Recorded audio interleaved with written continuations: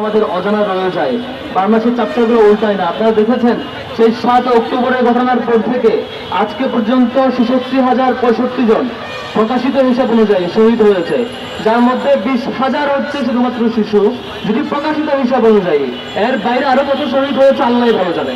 যেখানে সংবাদকর্মীরা সংবাদ সংগ্রহ করতে গিয়ে শহীদ হয়েছেন 365 জন, যেটি প্রকাশ করা হিসাব অনুযায়ী।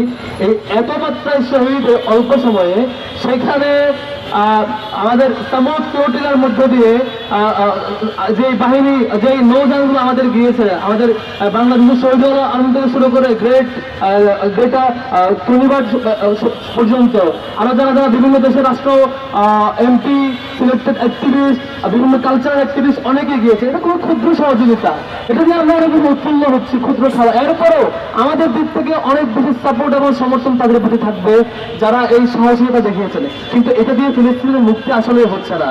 দিন শেষে আমাদের যে শহীদের ঘটনা, শাহাদাতের ঘটনা অনবরত ঘটছে, এখনো মারা যাচ্ছে, এখনো শহীদ হচ্ছে।